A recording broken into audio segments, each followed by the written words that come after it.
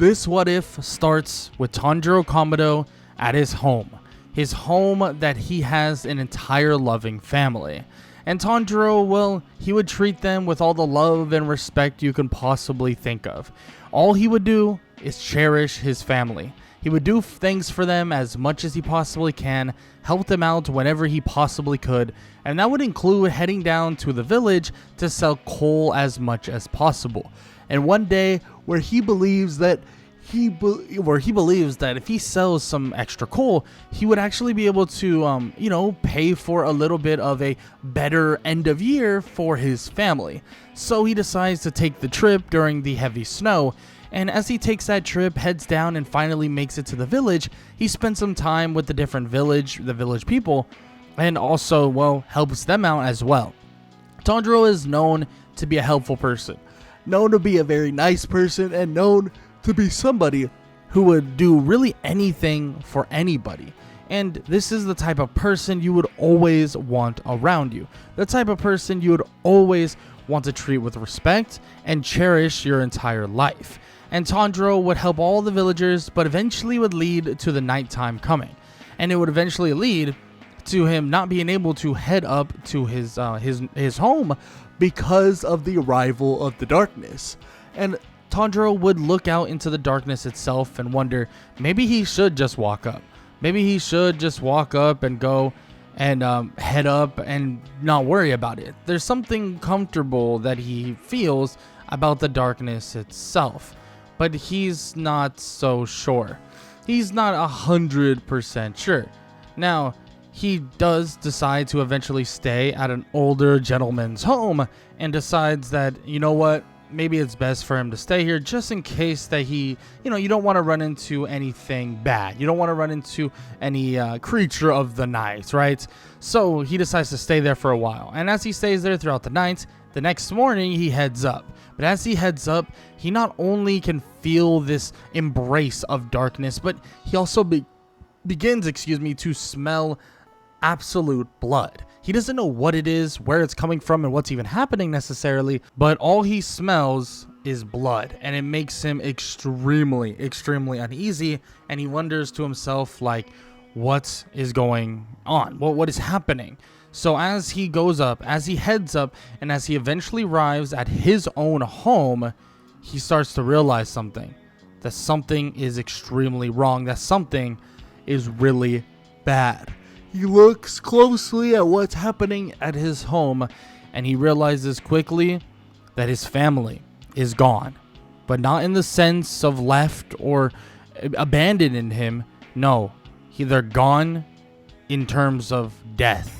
And this would shock Tanjiro entirely. He would begin to feel a sense of darkness overcome him and a sense of grief overcome him, leading to him panicking. But eventually hearing the breath of his own sister, Nezuko Kamado, and realizing that she survived, picking her up and running her off. But eventually he's pushed off into the snow, and he realizes that Nezuko isn't who she usually is, and she has been turned into something more devious, something known as a demon. And this would be a very, very bad thing to occur, especially because, well, what happens is that Nezuko begins trying to literally kill Tanjiro. But luckily enough, someone by the name of Giyu Tomioka is able to save him, or at least able to help him to a certain degree. It seems like Giyu Tomioka comes out of nowhere, a demon slayer, a strong one at that, and actually, well, is about to eliminate Nezuko. But as he goes to eliminate her, Tanjiro pleads to him to not do this, don't do this, and eventually it leads to Tanjiro taking action into his own hand and trying to strike down Giyu. And as he throws the axe into the sky, and as he attacks Giyu Tomioka, he may be defeated, but he proves just enough that Giyu decides to leave Nezuko alive and decides to allow Tanjiro to prove his worth. And that worth will come from, well, Nezuko herself obviously proving that she will protect her own brother even though she's a demon. But also the proof of Tanjiro being a proper demon slayer, leading to Tanjiro and Nezuko going off and heading off to where Urokodaki is, basically a sensei that once trained literally Giyu Tomioka, one of the Hashira.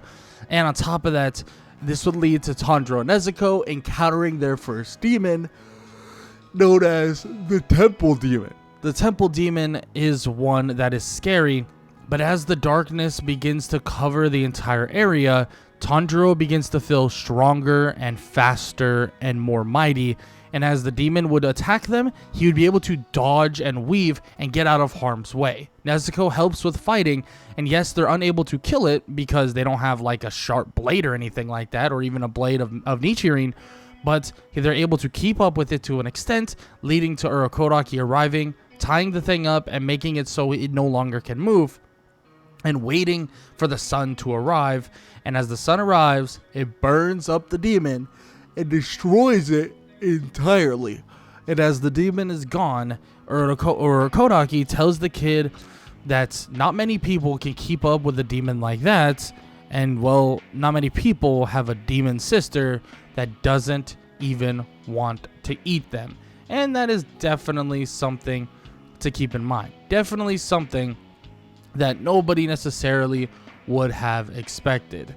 And at the end of the day, well, let's just say Tanjiro and let's just say Nezuko are on a wild ride for the rest of their lives, at least for now, because Tanjiro trains like hell with Urokodaki, leading to Urokodaki realizing that he is far weaker in the daytime than he is than the nighttime. And he realizes that there is a hidden potential within the kid, a potential to utilize the darkness. And this is when he tells him to truly understand and learn this new breathing style he could potentially utilize. And he begins to learn and create something known as darkness breathing. And this is potentially a very potent version of a breathing style, kind of implemented with the idea of having a demon with him. And Nezuko's awakening and Nezuko's turn actually fully awakened his ability to create darkness breathing, and now he is more powerful in the night, just like a demon, but still with all the faculties of a human being and the will, the want, and the loyalty that all of them hold. And Tanjiro Kamado continues to show off his abilities and continues to get better and better, coming up with a couple forms that would allow him to really unveil this breathing style or this darkness breathing that will help him in the long run. Now, after some time of training with Urokodaki, with the spirits of Makomo and Sabito, he would eventually be able to cut through the giant boulder and eventually would have the preparations to head to the final selection. And the final selection, being in the darkest of areas, heavily helps him. And as he progresses through the demon-filled forest, it seems like Tanjiro's abilities continue to sharpen, just as sharp as his blade. And the powers he's portraying and the strength he's portraying seems to be stirring even more than you think.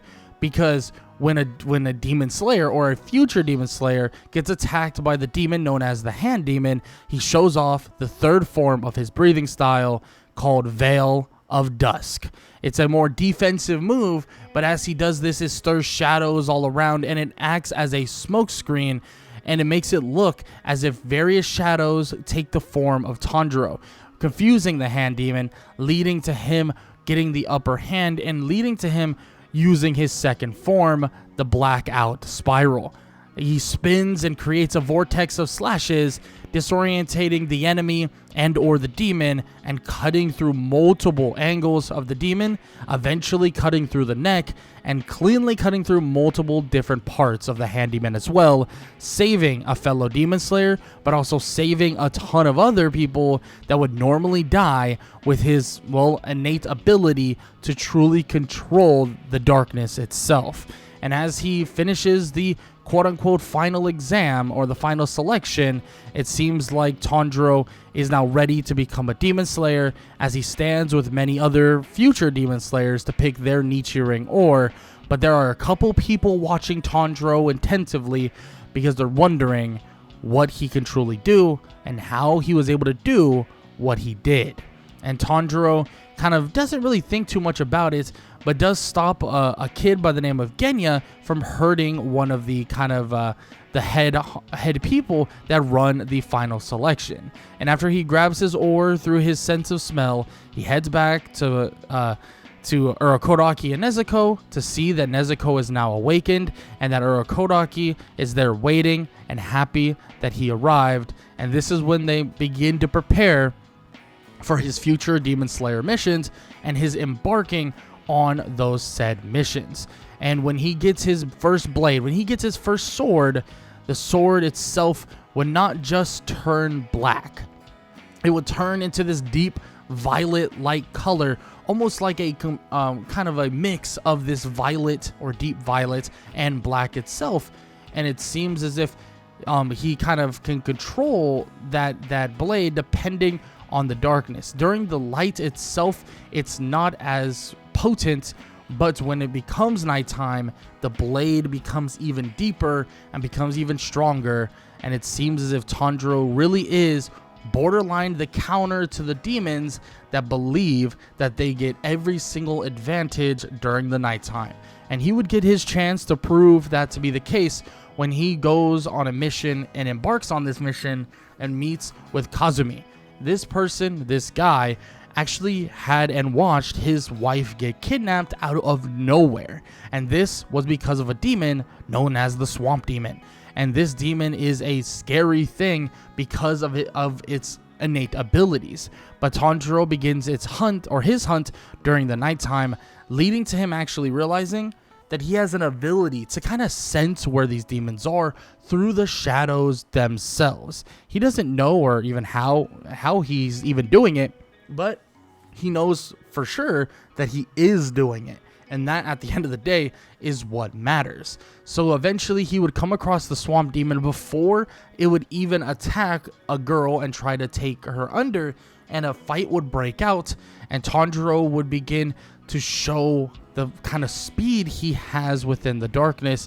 And the Swamp Demon would even think to himself that this guy, he moves so similar in speed to demons themselves, and he doesn't understand how. Tanjiro would continue his show of abilities as he kind of shows off the third form Veil of Dusk once again. Like I said, a more defensive move, but he does stir the shadows, and it acts as a smokescreen, allowing him to get an upper hand and allowing Nezuko to even kick the demon in the face and Tanjiro to slice the demon's head off quicker than normal. And in one foul swoop, the demon would fall within the darkness itself and would be in his last little kind of communion with life. He would see something. He would see the shadows and see the darkness creeping up on him. And soon his eyes would be covered with the darkness itself. He would be shocked, thinking that he has no idea how this is happening and what this kid is. But whatever he is, it's something terrifying.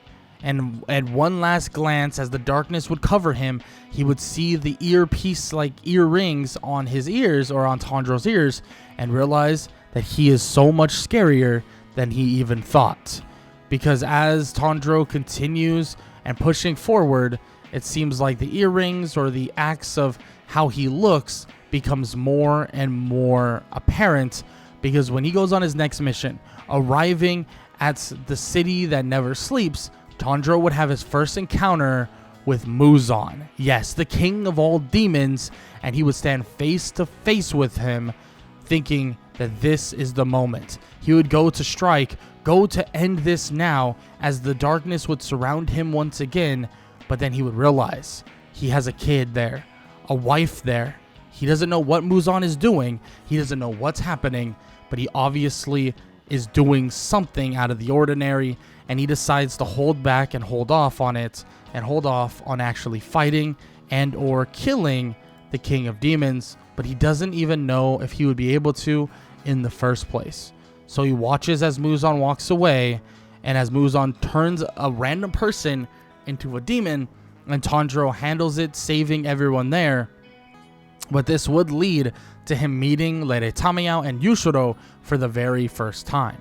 speaking to them about Nezuko, speaking to them about what he wants to do, and speaking to them about his want to cure Nezuko from being a demon. And as this kind of conversation continues, eventually 2 people would come knocking, or 2 demons by the name of Susumaru and Yahaba. And Tanjiro, he is pissed by this. He is very, very upset. And as he walks out, darkness and this kind of cloud of darkness would begin to show up, would begin to surround everything and surround everyone. He would even spot one of the demons hiding within a tree and another one standing directly in front of him. And Tanjiro would say that they have one chance to leave right now, or he's going to take all that darkness and all that anger out on them. They laugh in his face. Both Susumaru and Yahaba show themselves and say that he must be some sort of jokester, that at the end of the day they are superior to him, but in one slash, a single slash, he not only cuts through a ball that gets kicked his way, but he cuts through the neck of the female demon in one foul swoop and in one singular shadow crescent slash, his first form of darkness breathing, and defeats the female demon in one foul swoop. And Lady Tamayao and Yushiro watch very closely as they watch a breathing style and or a breathing technique and or kind of an ability by a demon slayer they have never seen before. And as they watch intently, let's just say there is a little bit more fighting and a little bit more action, but it seems like a 2 versus 1 wasn't enough. So why would a 1 versus 1 be even close to enough, And that is the truth of it. Tanjiro has his day and has his way, and easily is able to defeat the 2 demons that would just show up, and the 2 demons that would just show up out of nowhere, and he would handle his business, handle what he needs to, and on top of that, he would prepare himself for an eventual kind of action that he wants, the eventual arrival of getting some sort of kind of cure for Nezuko, and a cure that he longs after so much, and a cure he wants so freaking badly, because he knows that if he gets that cure, if he helps his sister, he can truly make a big difference, and he can truly make this world better, and his family didn't have to die for nothing. And that right there makes it enough for Tanjiro to keep on pushing. So as he finishes up here, as he gets more information from Lady Tamayao and Yushiro, and after he learns that he needs to get the blood of the 12 Kizuki, he heads off to his next mission, meeting up and also finding a kid by the name of Zenitsu begging a girl to marry him, but he pulls him off and tells him that he's not in the mood for this right now, and that they need to get going and get pushing, because they have people and demons, or people to save and demons to stop. And Zenitsu is absolutely freaking out, thinking that he doesn't want to die, he doesn't want to do this, he doesn't want to do that. And Tanjiro's like, dude, we gotta go. So he pulls him away, says goodbye to the random girl, and they go off to fight whatever demons are within this mansion. But on top of that, Tanjiro and Zenitsu help 2 little kids find their brother. But the group eventually is split up, and Tanjiro encounters a demon by the name of Kyogai. Kyogai seems to be the strongest demon within here, and Tanjiro doesn't waste any time. But as he goes, the rooms begin to shift and begin to flip, and it seems as if the room flipping actually is about to affect quote-unquote Tanjiro. But as Tanjiro moves forward, well, Kyogai doesn't realize that he actually used a different form, leaving behind an after image of where he was as a shadowy kind of figure.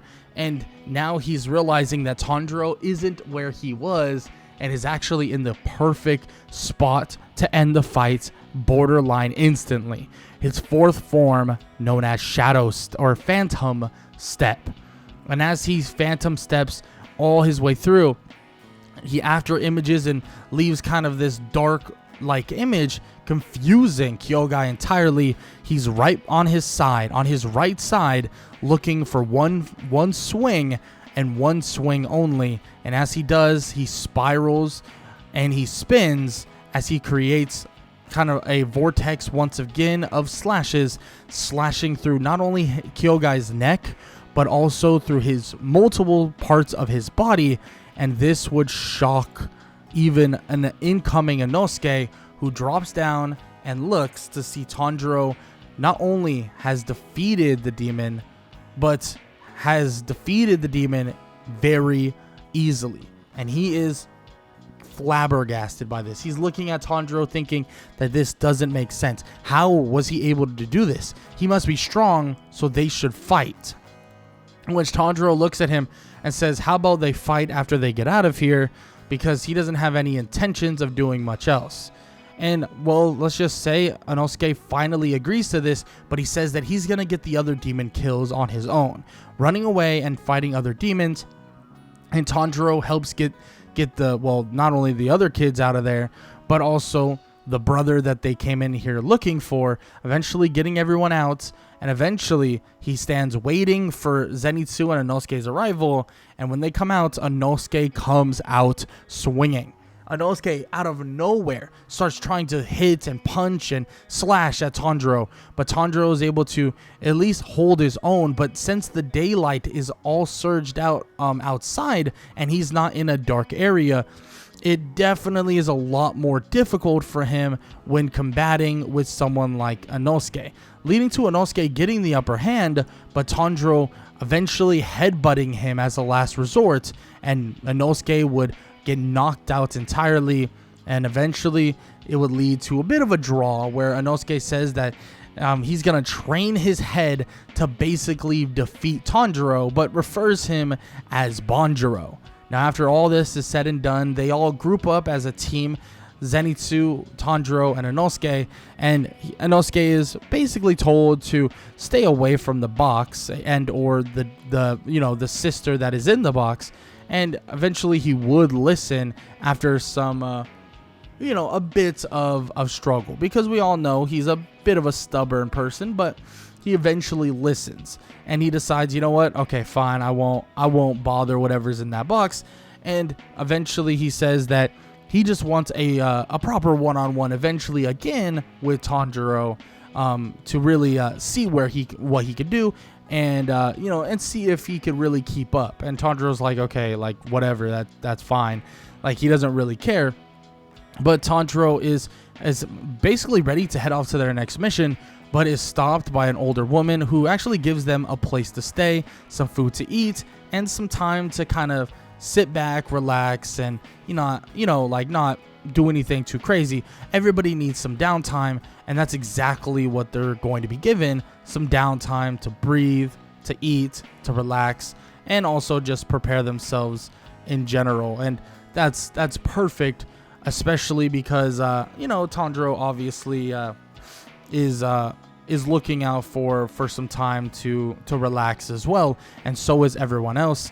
As they get that time to relax, to rest, and eventually they get their next mission, and their next mission is to investigate Mount Natagumo.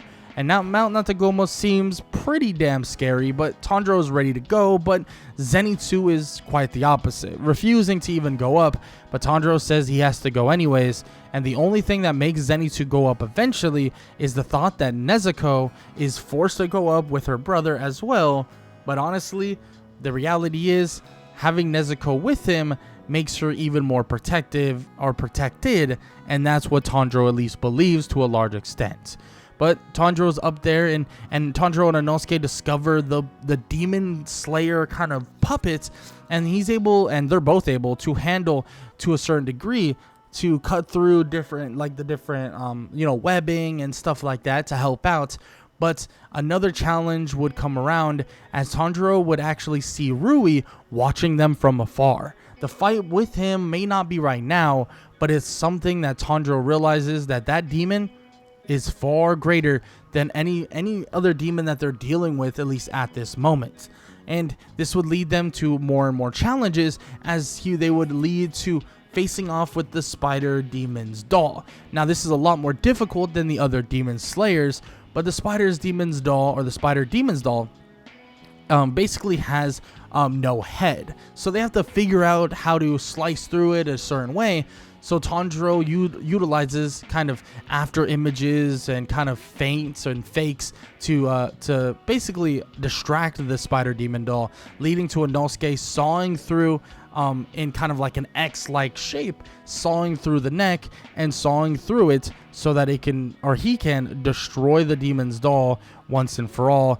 And then eventually leads to Tanjiro having the kind of upper hand and the ability to strike down the mother spider demon. But this time around, she would not get a very happy cut through, as Tanjiro would phantom step right to where she is and slice through her neck in one foul swoop. And well, this time around, let's just say Tanjiro wouldn't be thinking about how soft, how nice, and how cordial he would be when he slices through. And he doesn't really do much along the lines of, helping out and making it a little less painless. So he slices through, defeating the demon, and honestly preparing himself for whatever is to come next, and preparing himself really for what could possibly happen next in basically this Mount Natagumo forest of some sorts.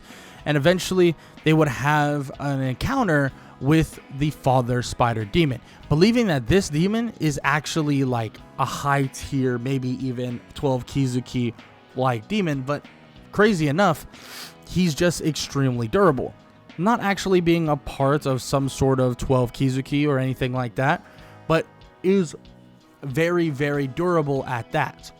And as this father spider demon would begin to attack Inosuke and Tanjiro realizes that cutting through it, yes, may be simple in practice, but he really needs to get a proper strike on it. But as they're kind of fighting and going back to back, head to head, Tanjiro would kind of try to help out Inosuke a little too much, leading to him getting smacked and thrown really far. And he tries to catch himself on the mountain, but is forced to actually leave Inosuke by himself to face off with the demon on his own.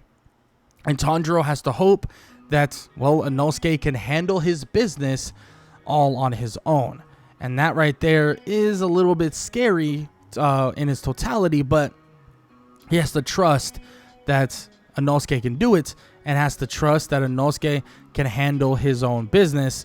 So he lets Inosuke handle that business to a large degree, as he faces off with Rui once and for all, and he watches as Rui berates his little sister, what seems to be his little sister, and Tanjiro tells him asks him why he would do such a thing, why treat her so badly, but he just says that she's useless, and that it seems as if Tanjiro's own sister might be more useful than his own, so it would be good if he decides to take her from him. In which he says he'll do after he absolutely destroys him and ends him in battle. But of course, Tanjiro has other ideas, and the fight is insane. Tanjiro uses his kind of defensive and fast and after image like abilities to really kind of get the upper hand on Rui, but at the same time, Tanjiro can feel the power that Rui is really exuding. I mean, yes, his abilities are pretty damn impressive, and yes, his abilities help even more within the darkness, but at the same time, keeping up with a demon like this is not good enough. He might be able to keep up, but he needs to be able to end it. That's what he needs to do. And Nezuko, well, she would be forced to come out to fight, but it's not just that. Because when Rui grabs her with his strings and strings her up and basically puts it so she can no longer move and basically held in the air, it seems as if when she's stringed up, she begins to actually dissipate into the darkness itself, appearing right next to Rui, kicking him directly square in the face, sending him flying, leading to Tanjiro appearing out of nowhere, spiraling once again, and slashing straight through his neck, and this would even end Rui for good. And it would be shocking because he would lay there completely out, with his head completely off, and he would ask how his sister was able to control the darkness just like him. And Tanjiro looks at him and doesn't even give an answer, as eventually Rui would disappear, and just disappear into the wind itself. And Tanjiro, well, he awaits whatever's to come, because he can sense and smell other people arriving, and especially a particular smell that he's met before by the name of Giyu Tomioka. Tomioka would arrive and see that Tanjiro finished the job, and he would smirk just a little bit and then hide his smile away, thinking like, you know what, the kid ain't too bad. Seems like he's, somewhat or potentially somewhat useful in a way. And he kind of just says that the kid's potential seems to be off the charts, but eventually a fight would break out between Kanao and Shinobu with, well, Giyu and Tanjiro. But after a short fight, a fight that led to, well, Nezuko running away, at least briefly, eventually, the crows would sound once again and say that they're fine and that to leave them be. And eventually Tanjiro and Nezuko are sent off to the Butterfly Mansion, and they are trialed to an extent. Trialed by everybody there. And yes, the Wind Hashira would tell everyone that there's no changing anything. That Nezuko is a demon and that she's going to do horrible things. But eventually, Ubuyashiki would convince everybody else otherwise, and Ubuyashiki would tell them all to leave them be, and that they have the vouch of Urokodaki, Giyu, and now of Tanjiro and Nezuko, that Nezuko will no longer hurt a human, and will never hurt a human. And she proves this even with Saname, or the Wind Hashira, trying to basically show her, or basically give her his blood, and she refuses, not doing it, not reacting, and for the most part not doing a single thing. And this leads to them being allowed to be demon slayers, and leads them to be able to push through their normal scenarios. And this would lead them to train, and during their rehabilitation, Tanjiro would get stronger and stronger, and Tanjiro's potential continues to grow as he learns more and more breathing style techniques, and as he sharpens his ability to utilize darkness breathing. And he may not give up the best test scores up front because of, during the daytime and stuff like that, he's a lot weaker. But in dark areas and in darkness itself, he's far stronger. But every last bit helps him massively. And when finally he's given a chance to really show off what he can do, during training itself, he shows off a new style. A style he didn't know about, and a style that clashes with darkness and light. And that is known as the Hinokami Kagura. And as the Hinokami Kagura, is shown once again, or as he shows himself doing it, everybody is in awe, wonders how he was able to do it, but also wonders what's even going on. And Tanjiro, he wants answers as well, and the only answers he'll get is from Kyojuro Rengoku, at least someone like him, because he is not only the fire-breathing Hashira, but he might just have information on what we know as sun-breathing. So this takes the trio, after long bits of training, to the Mugen train, and they would have finally arrived to meet the smiling Hashira known as Rengoku, eating and really enjoying everything in life. And of course they wonder how good and powerful he truly is, and he shows them all when he defeats the train demons that show up out of nowhere in a one foul swoop. And Tanjiro, Zenitsu, and Inosuke know that he is truly the real deal, and this train, well, is truly under his protection. But a fight with a demon and an up-and-coming demon, or two in fact, is more than you could imagine, because Enmu is not the only demon they're going to have to deal with, at least not right now. Now, with that said, the Mugen train is up next, but that is where we're going to end part 1 of 2 of What If Tanjiro Had Darkness Breathing, and if Tanjiro Kamado is, well, in a position in the Mugen train. But here's the thing. The Mugen train is filled with what seems to be demons, but we just watched Rengoku slay a couple of them in a matter of a split second. Maybe Tanjiro, Zenitsu, and Inosuke being here doesn't really matter. Well, that's what they believe for a while, and at least what they believed for a good chunk of time. Because eventually, well, the reality was set in that they are actually needed here. Because all of them would be put under some sort of spell-like kind of sleep, and they would pass out and would be in dream-like states, leading to, well, at the end of the day, Tanjiro, basically being in this sleep-like thing where it actually allows him to dream, but also dream of his family, the family he once lost. And for a little bit there, it made him question if any of what just happened and anything that happened was even real. That's until he starts seeing the surroundings around him get darker and darker. And then he watches everything go haywire, as if his family, he rewatches his family pass on, and he watches Nezuko turn into a demon once again. He has no idea what's happening, what's going on, and what's really ensuing throughout this kind of weird, unorthodox thing. He sees all these things happening, and eventually he's thinking to himself, he has to find a way out. He has to get out. And eventually he grabs a sword of some sorts, and he would slice through the air. And as he does this, the darkness would kind of split open and allow him to walk straight out of where he was. But he doesn't know how long he's been here. He doesn't know how long it's truly been. And when he walks out, he sees that the entirety of the train is covered in blood. And there's a demon at the front end of it with his head cut off and slowly but surely disintegrating.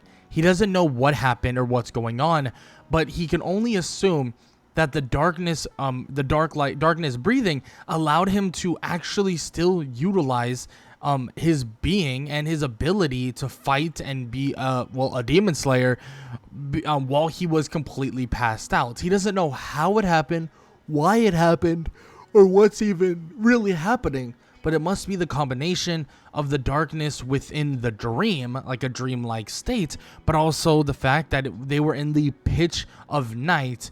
But he doesn't know 100% because this has never happened before. But it seems like the dreamlike state allowed him to continue fighting and continue actually slaying demons and save a ton of these people, leading to Enmu being defeated by literally just Tanjiro himself. This would shock Tanjiro. The others, Zenitsu and Inosuke and Rengoku, would eventually awake to see that it's already handled. Everything's already done and dusted. And they're in complete and utter shock. How did this even happen? What did they do, or what did he do? In which even Nezuko watched all this happen. She smacked him with, her flames and some darkness and anything she possibly could, anything that she was gifted in terms of powers of blood demon arts. But she tries anything and wasn't able to wake him up until he started just getting up on his own, no longer having his eyes open, and in a complete kind of sleep-like state, goes out of his way and defeats demon after demon. And it's a shocker to her. It's a shocker to everyone. How was he able to do this? How did he do this? And what is even happening? I mean, seriously, how can you even explain any of this? How can any of this even be deduced? Because right here is an insane idea. This is insanity to even think that Tanjiro had this ability, and it's insanity to think he was able to utilize it, in which this does become a point of contention for a little bit, for a tad little bit, and they talk about what happened, blah, blah, blah. They get everybody outside of the train, make sure everyone is safe and secure, and they tell them, like, you know what, we're gonna get everybody and guide everybody out of here. But as they're actually bringing all of this up, well, another demon would arrive, and this is no ordinary demon. This is no demon that we know, or have known for a while. This is an upper 3 moon, one of the strongest demons to ever exist, by the name of Akaza. Akaza has no absolute kind of thoughts in his mind about letting them leave alive, and says that his only mission here was to take out Tanjiro Kamado, in which, of course, Rengoku steps up to the plate and tells him that he will not touch Tanjiro Kamado and that he has him to fight, which Tanjiro watches closely, thinking he's not sure if Rengoku can really handle this. He's not sure if he can do it on his own. But Tanjiro wonders if he should just listen to Rengoku and stay back, or should he, decide to not abide by his words and step up to the plate and fight alongside the flame-breathing Hashira. Tanjiro watches for a while as they clash over and over, but in all honesty, Tanjiro can tell that Akaza is just having fun. Akaza wants to just have fun and beat on Rengoku, and Tanjiro's thinking to himself that if he doesn't do something, that things could go massively wrong. So an out of nowhere, Tanjiro would phantom step right toward Akaza and go straight for his neck, slicing into it, but not cutting through it by any means. And eventually, Tanjiro tries his best to disappear and slash again, but unfortunately is unable to actually eliminate Akaza, or unable to really defeat slash kind of take out Akaza in one foul swoop. But with the combination of him and Rengoku, it seems like they're actually able to do something. It seems like they're able to kind of take things to the next level and actually help each other borderline hold off Akaza. They're doing everything they possibly can. And this fight goes on for a while, and it's a brutal one. Tanjiro and Rengoku taking significant damage, but not deadly damage, to the point where after a long wait of fighting, Tanjiro and Rengoku still stand in front of Akaza as the sun would slowly be reaching its arrival, and Akaza eventually is forced to flee. This would lead to Tanjiro trying to gain an opening that could slay Akaza, but Rengoku tells him that this is a win. This is a win for them. That their last move, every move they've done has been to end him, but they haven't been able to do so. That risking their lives further doesn't make sense when he's going to get away. And he tells Tanjiro that this is the best they're going to get. They proved that they can go heads up with an upper 3 moon, and they proved that they could defeat one if need be as well. And he tells Tanjiro that he needs to get stronger, and that they all need to get stronger, and that includes himself. That includes Rengoku himself. He tells Tanjiro this with a straight face and then smiles. Says that it's good that they're all living, and they go help all the citizens out and get them out of there, with Tanjiro and Rengoku needing pretty decent, help in terms of kind of needing some rehabilitation and some help in terms of medical and all that. So Tanjiro gets quite a bit of that when they arrive back at the Butterfly Mansion. A lot more is needed for Tanjiro, especially because he utilized something he didn't even know how to utilize to an extent, But this would lead to Rengoku going off to meet his family to get information about sun breathing, while Tanjiro is kind of resting and under medical advisory, and eventually would get back to him about sun breathing itself, about what he can learn, and this would lead to Tanjiro during his rehabilitation to learn about those aspects, learn about what sun breathing's about, and try his best to combine it with the darkness breathing he holds. And he knows that this is going to be the peak of what he needs, the peak of what he truly can get to. And he continues to train, continues to kind of build himself up. And frankly, a lot of training is dedicated to Tanjiro because he's shown that he could genuinely stand up to some of the highest level demons, and arguably is on the same level as some Hashira, if not on the same level as a Hashira in general.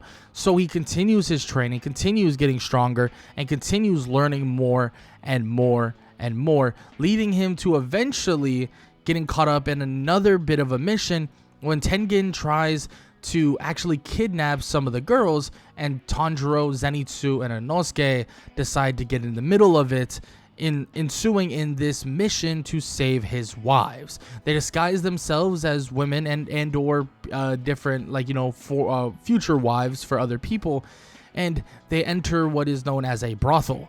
This is when, of course, Tanjiro would meet various people and meet new people that, well, they're gonna have to protect to a certain degree. But not only does Tanjiro basically go through certain things and certain people and talk to certain people, Zenitsu and Inosuke are dealing with a demon by the name of Daki as well, someone that Tanjiro will face off with very, very soon. And when they face off, Tanjiro makes it very apparent that him and Daki are not on the same level. With the ability of his darkness breathing, and on top of that, with his kind of usage of now the Hinokami Kagura, it seems as if the combination is making for a lethal attack, where he kind of combines Phantom Step with the art of sun breathing, leading to him slashing and clashing and slicing off the neck of Daki quicker than you can think of. But as he does this, he would be the first person to see that this is not the only demon within, because Gyutaro, another demon, would begin crawling out and would begin looking at Tanjiro like he made the biggest mistake of his life, and immediately would go and attack Tanjiro, taking one of his dagger-like scythes and trying to dig it within his eye. As this happens, the dagger would hit him in the eye, but then Tanjiro would poof out of nothingness, the darkness consuming it once again, and him being him disappearing within the veil of darkness, or a smoke screen, to basically evade the attack. Of course, Tengen would get a whiff of what's happening, and he would join the battle as well, leading to Inosuke and Zenitsu joining not too long after.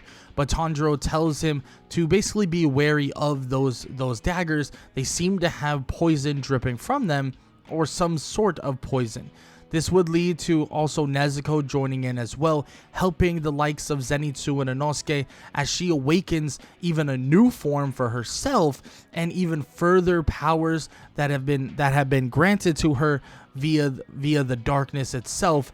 And it seems like Tanjiro and Tengen will take on Gyutaro all on their own. A 2 versus 1 and a 3 versus 1 on the back end. It seems as if they have the numbers, and normally the demons would have the advantage with the night sky above them. But this time around, Tanjiro makes it clear that the night sky benefits him just as much as it benefits them. And he would go head to head with Gyutaro, slicing and dicing through him, eventually unveiling multiple ways of utilizing not only the third form Veil of Dusk, but his ability to utilize his first, second, and fourth form all together to basically dash or phantom step toward them and utilize the first and the second form, Phantom Crescent Slash and Blackout Spiral. And as he does this, and as he slices through Gyutaro on multiple occasions, it gives openings for Tengen, and as Tengen gets those openings, he finally finds the neck of Gyutaro, slicing through it, But of course, they have to slice through the neck of Daki as well, as Tanjiro would look over to the side and phantom step over there, immediately slicing through the neck and having the help of not only Inosuke and Zenitsu, but of Nezuko as well, giving him the opening to slice through. And as both of their heads would smack on the ground, finally the defeat of another high-ranking demon would ensue. And let's just say, the Demon Slayers all around, every last one of them, would begin to feel a little bit more confident. Confidence will arrive and rise among all of them. And it seems like every single time, every single thing, and every single moment, their confidence continues to surge, including all the Demon Slayers and all the Hashira, because it seems like it's actually going their way. And the demons believe that they have to find some sort of opening, an opening that will allow them to really take that next step. And yes, Tengen does decide to retire on the wishes of his wives, but Tanjiro continues his training, and they look at him as the potential next up-and-coming Hashira, if not the next Hashira himself. So they begin to train him that way, train him to be that next Hashira known as the Darkness Hashira. And this right here is something Tanjiro has been waiting for, but also at the same time, his ability to train with sun breathing seems to get more and more obscure, or more and more kind of less. And as he tries to do both, as he tries to learn both, he does his best to do so, but it's extremely difficult, leading to him to heavily kind of lean into the darkness breathing, coming up with some brand new forms, and a form that really could change things forever. Now, as this training is going on, as all this is occurring, let's just say some things are happening at the Swordsmith's village that nobody truly knows about. Not until they hear a crow begin to come out of nowhere, cawing and screaming, and basically telling them, and Tanjiro would be in the midst of training, be in the midst of getting more powerful and strong, and as he looks toward basically another Hashira, as he looks toward the stone Hashira, he gets a bit of a head, like a nod of a head, and Tanjiro sheathes his sword, and he would disappear into the night sky. As this happens, Tanjiro would be on the way to the Swordsmith's village, and this would include Nezuko running right beside him. Nezuko actually becoming part of the darkness as well. It seems like Tanjiro and Nezuko will be there shortly, but will they have enough time to get there before anyone falls victim to these demons? And as they arrive, they see that, well, one of the Hashira by the name of Muchiro is actually taking on a demon by the name of Gyoko. But as this is happening, Tanjiro goes to help out with a demon by the name of Hantengu, and this demon would already be in his kind of lightning-esque form, or one of his stronger based forms, and Tanjiro would come out of nowhere within the darkness and slice through him in one foul swoop, as Genya and Mitsuri watch closely as Tanjiro not only was able to fend off other things that occurred, but also fend off the demon that they've been struggling with. This would lead to Hantengu taking on like his anger-like form, or his form that really takes things to that next level. And frankly, let's just say Tanjiro's not 100% sure how this thing is even going to work, or what the hell is even going on. But he would eventually come to the conclusion that Hantengu is made up of different personalities. That Hantengu must be made up of various personalities that eventually lead him to that final personality. Yes, he just sliced through the hatred personality, but now he's dealing with a different one. Now he's dealing with one of resentment. One that of what seems to be fueled by utter anger, it seems, even more than the one that is truly made of anger itself. And this is a shocker for Tanjiro, as he feels like there is so much more that he needs to get done, and he doesn't know what's happening. It's one after another and one after another. Then he thinks about it. There must be another one. Anger, pleasure, sorrow, joy, hatred, resentment, and all those manifestations have to be protecting fear. And this makes him think, where would fear be? And he thinks to himself, right there, within the chest, hiding behind every last one of them. And Tanjiro plants his sword in the ground as resentment goes to grab him, and he stops it. All the darkness begins to close in and close off. The lights that were surrounding them, the lights that were coming from buildings and fires, gone. Darkness consuming them once again. And all it was, and all you can see, is black, silence, blur, darkness, everything. And Tanjiro, well, he tells this demon that he may enjoy the darkness. He may believe that it's here to save him and the only way he can fight. But Tanjiro himself, he would say, I also thrive in it just as much. Tanjiro sheathes his sword, the one that he planted in the ground, and pulls it out once again and says, final form, eternal night, black void. And as he says this, he would out of nowhere become a blur, unable to be seen entirely, as he slices through the demon, from the chest, through the neck, through the body, through everything. He knows that there's one little tiny scared and fearful demon living within, and he knows that he will make contact. And as he slices through, he would cut through entirely, leading to the black void disappearing, and that small tiny demon running away for his life as the sun would begin to rise. The little demon would run away, and Tanjiro would go chasing after it, immediately chasing after it. And all he needs is one last slice.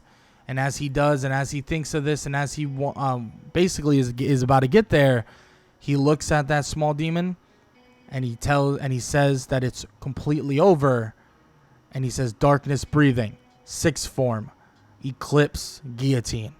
As immediately he would dash forward, slicing through the neck and completely chopping the head off the demon and defeating all versions, and well, the main version, what matters, of Hantengu.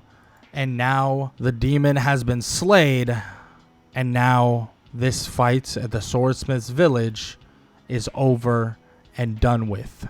And everybody seems to be in a safe space, and everybody seems to be in utter safety. And as Tanjiro would turn around, he could see Nezuko standing out in the sun, covered or at least enshrouded by darkness to an extent. And she may not in a traditional sense conquer the sun, but she has proven to Muzan that she can protect herself from it, and ensuing in a way of conquering it as well.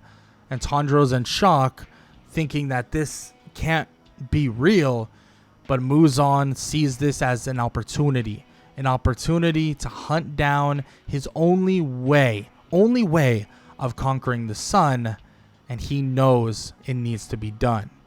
Now, obviously, the other Demon Slayers know what's to come next, know that this is their final chance. So training would ensue. From Hashira to Hashira, Tanjiro and many others train with them all. And even some people train with Tanjiro specifically to get better at defeating people that thrive within the darkness. And they basically trial every aspect they can think of and trial every aspect they know. And soon, before you know it, Muzan would be confronting Ubuyashiki, and one explosion will change the course of the battle for the rest of their lives. And as one explosion goes off, the Demon Slayers now know that the final battle has truly begun, and Tanjiro looks to have his final stand and stand in with the one and only Muzan Kibutsuji, and he knows that this is the final battle for them or the final battle for the Demon Slayers. Either one. This is for humanity. This is for the rest of every citizen that ever lived. And it all depends on the Demon Slayers surviving and defeating what is known as the Infinity Castle. But that is where we're going to end this story for now. This is, well, where I leave off, and I feel like I bring it up all the time when I talk about this. I don't go into the Infinity Castle. Once that movie comes out, I most likely will, and maybe I'll even do the whole thing where I'll go Infinity Castle and also Sunrise Countdown. But I don't normally do that just because the anime is not caught up, and I don't like kind of going too far. For those who maybe you guys are like me, a little bit more casual, maybe all you do is watch the anime. For me personally, I have read this manga, but for the most part, I don't really do that very often. This was just one of my first animes that I really enjoyed to that point. Yeah, I just wanted to say that really quickly. I hope you guys enjoyed the video nonetheless. Hope you guys enjoyed this series as well, and I hope you guys enjoyed the content. Now, with that said, make sure to leave a like, leave a sub, leave a comment down below, all that good stuff, and I hope all y'all have an amazing day. Later.